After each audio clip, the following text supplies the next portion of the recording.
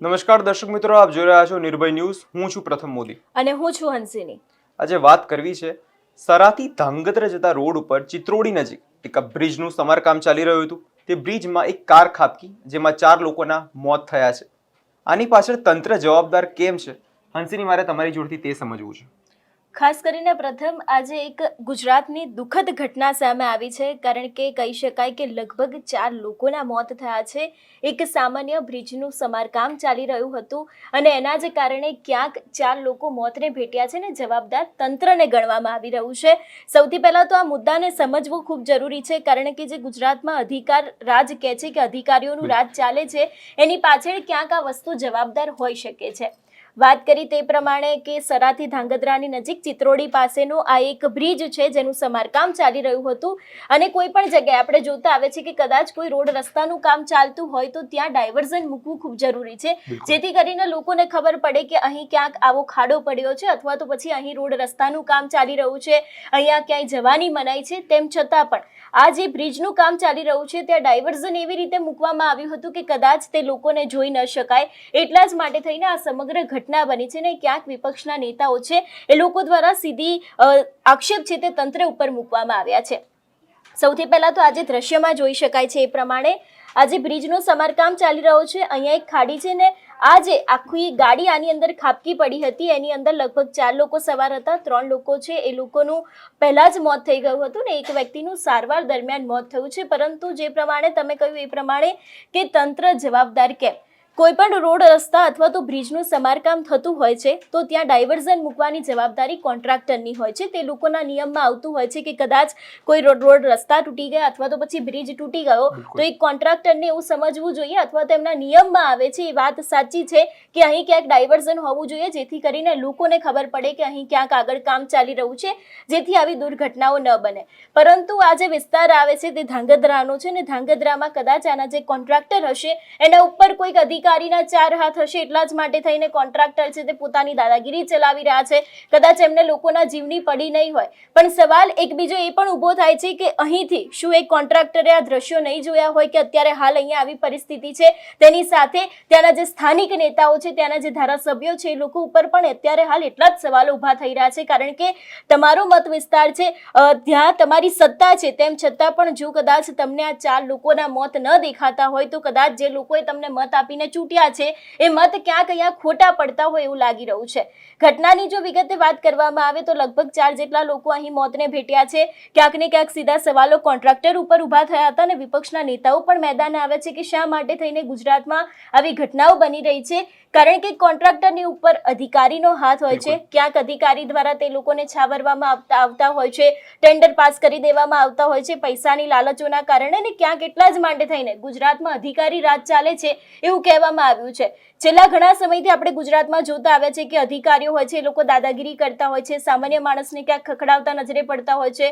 લોકો પોતાની રજૂઆત લઈને જાય છે તો પણ તે લોકો દ્વારા કોઈ જ જવાબ નથી આપવામાં આવતો. અને ક્યાંક આવો જ એક ઘટના એવી સામે આવી રહી છે ને આની પાછળ આવા કારણો હોઈ શકે છે કે જે કોન્ટ્રાક્ટર છે એમના દ્વારા ડાયવર્ઝનને લઈને બરાબર કામ નથી કરવામાં આવ્યું ને એના ઉપર ક્યાંક કોઈ અધિકારી હશે એ કોન્ટ્રાક્ટરને છાવરતો હશે એવી પણ વાત છે. ને અધિકારીને જો ઉપર કોઈ હાથ હોય તો એ છે ભાજપના નેતાઓ, ત્યાંના ધારાસભ્યો, ત્યાંના કોર્પોરેટરો, ત્યાંના જે સ્થાનિક જિલ્લાના આગેવાનો હોય, તેની સાથે જે આસપાસના વિસ્તારના જેટલા પણ નેતાઓ હોય એ દરેક લોકો. એટલે ક્યાંક ને ક્યાંક અહીં 3 પાસા છે: કોન્ટ્રાક્ટર, કોન્ટ્રાક્ટરની ઉપર અધિકારી અને અધિકારીની ઉપર ભાજપના નેતાઓ. એટલે ખાસ કરીને સીધા સવાલો તંત્ર ઉપર અત્યારે હાલ એટલા માટે પૂછવામાં આવી રહ્યા છે ને એ લોકો ઉપર એટલા માટે આક્ષેપ મૂકવામાં આવી રહ્યા છે કે આવા કોન્ટ્રાક્ટરોને છાવરે છે કેમ. આજે અમારો પણ એક સીધો જ સવાલ છે કે લોકો અત્યારે હાલ મોતને ભેટી રહ્યા છે. લગભગ 4 જેટલા લોકો છે. આ કોઈ નાની દુર્ઘટના ન કહેવાય. લગભગ 4 જેટલા લોકો છે. એ લોકો એક ડાયવર્ઝન ન દેખાવાને કારણે જો કદાચ મોતને ભેટતા હોય તો પછી સીધા સવાલો કોન્ટ્રાક્ટર ઉપર ઊભા થવાના છે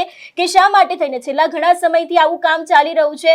અહીં જે રોડ રસ્તાનું કામ છે, બ્રિજનું સમારકામ ચાલી રહ્યું છે, તો અત્યાર સુધી જેટલી પણ આવી ઘટનાઓ છે લોકોમાં જોવા મળતી હોય છે તો પછી કોન્ટ્રાક્ટરો ક્યાં સુધી આવું કરતા રહેશે? અને સવાલ ફક્ત એક ઘટનાનો નથી, આના સિવાય પણ ગુજરાતમાં અત્યારે હાલ આપણે જોયું હતું કે ગંભીરા બ્રિજ તૂટ્યો હતો. એ સમયે પણ સરકાર ઉપર સવાલ ઊભા થયા હતા. તો ક્યાં સુધી આવી જ રીતે ગુજરાતમાં એક સામાન્ય રોડ રસ્તાને લઈને પણ લોલમલોલ ચાલતી આવશે એવા પણ ક્યાંક સીધા સવાલો અત્યારે હાલ કોન્ટ્રાક્ટર ઉપર ઊભા થઈ રહ્યા છે, ને કોન્ટ્રાક્ટર કરતાં પણ ખાસ કરીને સીધા સવાલો છે તે એના ઉપર ચાલતા અધિકારીઓ અને અધિકારીની ઉપર જે ભાજપના નેતા છે એના ઉપર ઊભા થઈ રહ્યા છે. ધાંગધ્રાની જે વાત કરવામાં આવે તો ક્યાંક ધાંગધ્રાના જે ધારાસભ્ય છે ભારતીય જનતા પાર્ટીના પ્રકાશ વરમોરા છે એ અવારનવાર કહેતા હોય છે કે એમના મત વિસ્તારમાં આવી કોઈ ઘટનાઓ નથી બનતી, પરંતુ અહીંયા સવાલ પ્રકાશભાઈ ઉપર પણ ઊભા થઈ રહ્યા છે, કારણ કે કદાચ તેમના દ્વારા અહીં ધ્યાન આપવામાં આવ્યું હોત, ડાયવર્ઝનને લઈને જો વાત કરવામાં આવી હોત તો કદાચ આવી ઘટના ન બનત, અથવા તો પછી આજે 4 લોકોના જીવ ગયા છે એ લોકોના જીવ ન જાત. વિપક્ષના નેતાઓ છે એ લોકો દ્વારા પણ ક્યાંક ને ક્યાંક સીધા આક્ષેપો મૂકવામાં આવ્યા છે, ને અત્યારે હાલ ત્યાંના લોકો તો એવું કહી રહ્યા છે કે આ કોન્ટ્રાક્ટર છે એના ઉપર માનવ વધનો ગુનો લાગવો જોઈએ, કારણ કે આ એક કહી શકાય કે એ લોકોનું મૃત્યુ નથી થયું પરંતુ તે લોકોની હત્યા કરવામાં આવી છે, એવો પણ આક્ષેપ તેમના દ્વારા મૂકવામાં આવ્યો છે. એટલે એ લોકોનું પણ ક્યાંક ને ક્યાંક એવું કહેવું છે કે જે કોન્ટ્રાક્ટર છે ને જે અધિકારીઓ છે એ લોકોના ઉપર કડકમાં કડક કાર્યવાહી કરવામાં આવે. ગુજરાતમાં એવું નથી કે પહેલી વખત આવી ઘટનાઓ સામે આવી હોય, આની પહેલા પણ ઘણી બધી એવી ઘટનાઓ સામે આવે છે કે જેમાં એક ખરાબ રોડ રસ્તા હોય, કદાચ કોઈ નગરપાલિકા મહાનગરપાલિકા દ્વારા ગટરનું ઢાંકણું ના નાખવામાં આવ્યું હોય તો એની અંદર નાના બાળકો મરી જતા હોય છે, કોઈ વ્યક્તિને એ વસ્તુ દેખાતી ન હોય તો એ લોકો ક્યાંક ઉછળીને મરી જતા હોય છે. ગુજરાતની જે સરકાર છે ને તેમને લોકોના જીવની કોઈ કિંમત જ નથી. એટલે એવું કહી શકાય, પરંતુ ઘણા બધા એવા ભાજપના નેતાઓ છે, તેની સાથે ઘણા બધા એવા અધિકારીઓ છે, ઘણા બધા એવા કોન્ટ્રાક્ટરો છે કે જે લોકોને કામ સોંપવામાં આવ્યું છે, ક્યાંક ને ક્યાંક અધિકારી પોતાની લાગવગથી કામ આપી દેતા હોય છે, ટેન્ડર પાસ કરાવી દેતા હોય છે કે તમે લઈ લો, એ લોકોની જે અંદરની ઓળખાણ હોય છે એના ઉપરથી, પરંતુ ક્યાંક એ કોન્ટ્રાક્ટરની બેદરકારીને કારણે અત્યારે ગુજરાતની જનતા ભોગવી રહી છે એવું સીધા જ વાત અહીંયા જોઈ શકાય છે, કારણ કે જે પ્રમાણે એક ડાયવર્ઝન એક સામાન્ય વસ્તુ કહેવાય કે કદાચ કોઈ જગ્યાએ કામ ચાલતું હોય તો ડાયવર્ઝન મૂકવાનું હોય છે, પરંતુ ક્યાંક અને આ જે ઘટના બની છે તે વહેલી સવારની પણ જોઈ શકાય છે, એટલે કે એ વ્યક્તિ છે એ લોકોને એ રસ્તા ઉપર નહીં દેખાયું એટલા જ માટે થઈને તેમની સીધી ગાડી છે ત્યાંની અંદર ખાબકી ગઈ હતી ને લગભગ 3 જેટલા લોકો તો તરત જ ત્યાં મૃત્યુ પામ્યા હતા, પરંતુ એક વ્યક્તિ છે તે સારવાર દરમિયાન મોત પામ્યા હતા. વિપક્ષના નેતા રાજુ કરપડા છે એ આ મુદ્દે મેદાને આવ્યા હતા, ને ત્યાંના જે સ્થાનિક લોકો છે તેની સાથે એમના પરિવારના લોકો છે એ લોકો અત્યારે હાલ તંત્રની સામે પોતાનો રોષ વ્યક્ત કરી રહ્યા છે કે આવી ઘટનાઓ ક્યાં સુધી ઘટશે ગુજરાતમાં, ક્યાં સુધી કોઈ સામાન્ય વ્યક્તિ આવી જ રીતે આનો ભોગ બનતો રહેશે, કારણ કે જે કોન્ટ્રાક્ટરો હોય છે એ લોકો પોતાની લાગવગથી અધિકારીઓની જે ઓળખાણ હોય છે એના થકી આવી જ રીતે જે ટેન્ડરો હોય છે, જે પ્રોજેક્ટ હોય છે એ લઈ લેતા હોય છે, પરંતુ એ બાદ કામ કેમ નથી કરવામાં આવતું તેવા પણ ક્યાંક ને ક્યાંક સીધા સવાલો છે તે ઊભા થઈ રહ્યા છે. ખાસ કરીને આમ આદમી પાર્ટીના જે ત્યાંના વિસ્તારના જે નેતા છે રાજુભાઈ કરપડા, એમને શું કહ્યું હતું તે પણ સાંભળીએ. નમસ્કાર, હું આપનો રાજુ કરપડા. આજે એક એવી ગોઝારી ઘટના ઘટી છે, લોકોનું હૃદય કંપી ઉઠે. ખાસ કરી સરાથી ધાંગધ્રા જતા રોડ પર ચિત્રોડી નજીક એક બ્રિજનું કામ ચાલી રહ્યું છે, જે બ્રિજના ડાયવર્ઝનના કોઈ નિયમોનું ત્યાં પાલન કરવામાં આવ્યું નથી. એકદમ બ્રિજ તોડી નાખવામાં આવ્યો, એની નજીકથી ડાયવર્ઝન આપી દેવામાં આવ્યું, પરંતુ બ્રિજનું કામ ચાલુ છે કે ત્યાં કોઈ જાતના રેડિયમ લગાવવામાં નથી આવ્યા, રોડ બંધ કરવામાં નથી આવ્યો.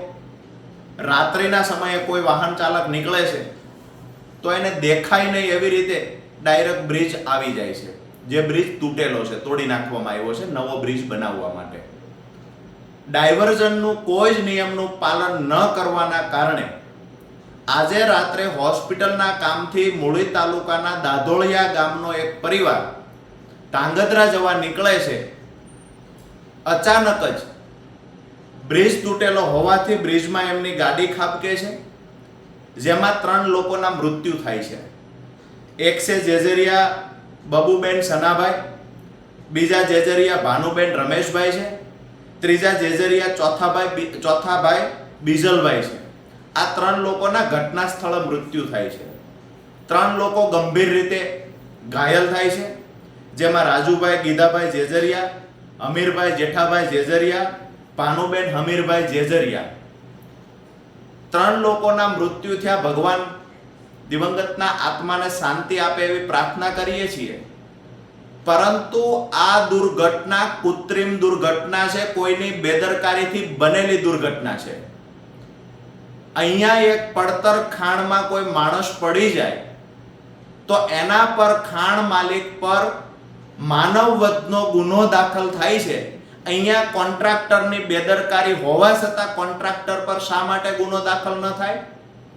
જે કોન્ટ્રાક્ટર જાણતો હતો કે અહીંયા ડાયવર્ઝનના નિયમોનું પાલન ન કરવાથી, રેડિયમ ન મૂકવાથી, રોડ બંધ ન કરવાથી દૂરથી વાહન ચાલકને દેખાય એવી રીતે રોડ બંધ કરવો જોઈતો. એવી રીતે જે કામ ચાલે છે એનાથી દૂર ડાયવર્ઝન આપવું જોઈતું. આ કોઈ નિયમનું પાલન ન કર્યું. એક બોર્ડ પણ મૂકવામાં નથી આવ્યું. ઘટના બન્યા પછી આજે સવારે બોર્ડ મૂકવામાં આવ્યું છે. એટલે કે જે કોન્ટ્રાક્ટર છે એના પર માનવ વધનો ગુનો દાખલ થવો જોઈએ, આ અમારી માંગણી છે. સાથે જ જે પરિવારે પોતાના સ્વજન ગુમાવ્યા છે એને સરકાર તરફથી સહાય ચૂકવવામાં આવે, આ પણ અમારી માંગણી છે. તંત્રને નમ્ર અપીલ કરીએ છીએ કે આવા કોન્ટ્રાક્ટરો પર કડકમાં કડક કાર્યવાહી કરવામાં આવે. જ્યાં પણ રોડના કામ ચાલે છે ત્યાં દરેક જગ્યાએ ડાયવર્ઝનના નામે બેદરકારી ચાલી રહી છે. એક પણ બ્રિજનું કામ ચાલે છે ત્યાં એક પણ બ્રિજે વ્યવસ્થિત રીતે ડાયવર્ઝન આપવામાં નથી આવ્યું. દુઃખની વાત એ છે કે આ જગ્યા પરથી વારંવાર અધિકારીઓ પણ પસાર થાય છે, તેમ છતાં કોન્ટ્રાક્ટરોને કહેવામાં નથી આવતું નિયમોનું પાલન કરો. અમારી લાગણી અને માંગણી એ છે કે પીડિત પરિવારની સાથે સરકાર ઊભી રહે. પીડિત પરિવારને જે લોકોએ સ્વજન ગુમાવ્યા છે એને યોગ્ય સહાય ચૂકવે, વળતર ચૂકવે, અને કોન્ટ્રાક્ટર છે જેની બેદરકારીથી લોકોના મૃત્યુ થયા છે એના પર માનવ વધનો ગુનો દાખલ કરવામાં આવે. ઓમ શાંતિ. અત્યારે હું અહીં સરાથી ધાંગધ્રા જતા રસ્તા ઉપર ચિત્રોડી ગામના જે એક નદી આવે છે, નદીના પુલ પાસે ઊભો છું. ત્યાં મોડી રાત્રે એક બનાવ બન્યો છે. આ બનાવની હકીકત એવી છે કે દાધોડિયા ગામથી એક બેનને કંઈક જીવજંતુ કરડવાથી એમને સારવાર અર્થે દવાખાને લઈ જતા હતા. ધાંગધ્રા દવાખાને લઈ જતા હતા તો જે ગાડીવાળા ભાઈ હતા એમની પાસે સ્વિફ્ટ ગાડી હતી ને સ્વિફ્ટ ગાડીમાં એ ધાંગધ્રા લઈ જતા હતા. ત્યારે અહીં ચિત્રોડી ગામના પાટિયા પાસે અહીં સરાઈથી આવતા ધાંગધ્રા જતા અહીં જે રોડ ઉપર ઊભો છું ત્યાં મને જે ફરજ ચાલે પુલનું કામ ચાલુ કરવામાં આવ્યું હતું. અને એ પુલનું જે કામ ચાલુ કરવામાં આવ્યું હતું એના જે કોન્ટ્રાક્ટરો હોય, એના જે મળતિયાઓ હોય, એમને બેદરકારીના કારણે આજે એક ભયંકર એક્સિડન્ટ થયો છે. હું તમને આ વિડીયોમાં બતાવીશ. જે ભયંકર એક્સિડન્ટ થયો એનું મુખ્ય કારણ તો એ જ છે કે જે ડાયવર્ઝન કાઢવાનું હોય એમાં વચમાં બેરીકોડ રાખવાના હોય કે સ્પીડ બ્રેકર મેકી અને વાહનને થોડી સ્પીડ ઘટે એવી એક આયોજન કરવાનું હોય, પટ્ટીઓ લગાડવાનું હોય, રેડિયમવાળા બોર્ડ લગાડવાનો હોય, રાત્રિનો સમય હોય, રેડિયમવાળા બોર્ડ ન હોય,